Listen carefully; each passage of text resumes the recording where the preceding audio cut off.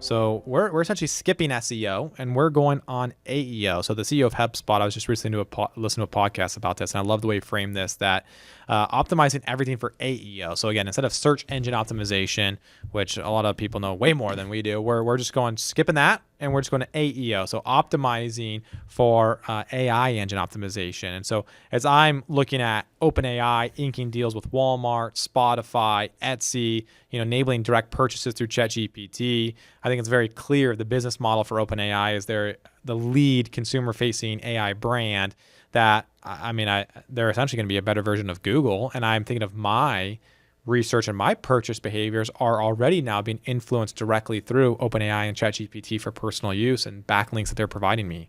So I think this is kind of the future from a consumption standpoint. Are you using that for a browser? I'm not using that from a browser. As you know, I use Comment from a browser by Perplexity. So your carrier pigeon is still stuck at the door.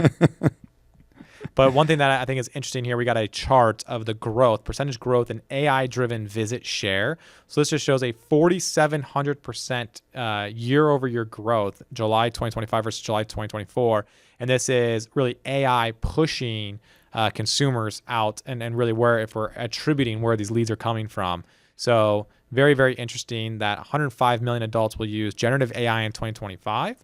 34% of U.S. adults in June said they have used ChatGPT, roughly the double since 2023. And now nearly a quarter of shoppers have used generative AI in their shopping experience.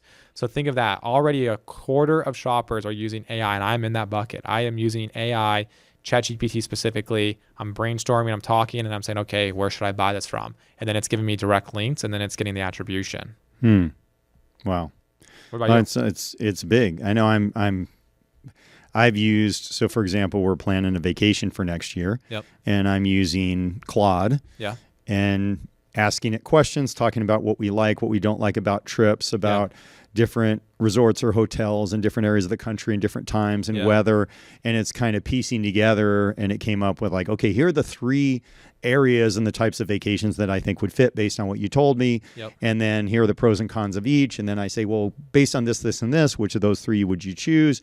And then, of course, as you're saying, you can get into all the purchasing from that too. So I'd say I fall into that category too. That would be a purchase that I'm using AI for. Because the next step would just be like, okay, can you give me the link and I can just purchase directly through there? Right. Yeah. And so this is, again, AEO is really then as a business owner, how are you optimizing on the back end here, which I think is really important for this, because the new buyer journey, was Google search, ad click, website conversion. Now it's ChatGPT or AI query to the AI recommendation to the direct purchase, potentially just integrated through an API through ChatGPT.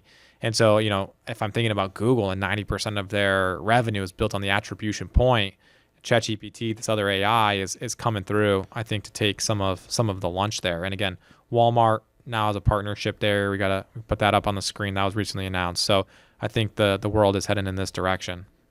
I agree. And something I've said before is I don't think AI is going to put an entrepreneur out of business, but your competitor who uses AI more effectively than you use, that could put you out of business.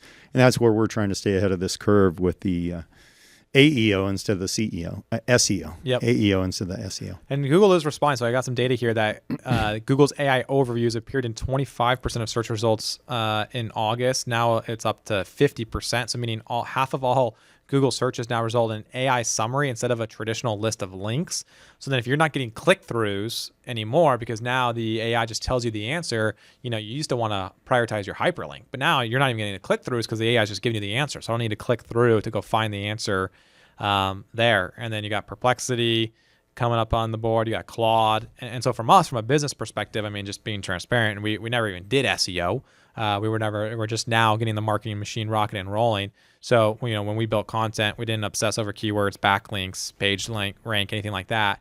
But now we're optimizing the back end for AEO so that when people are typing in queries to AI and then they eventually look like, hey, who could help me with this stuff? The goal is that our business comes up and is one of the options that the AI wants to prefer. Yeah, really smart.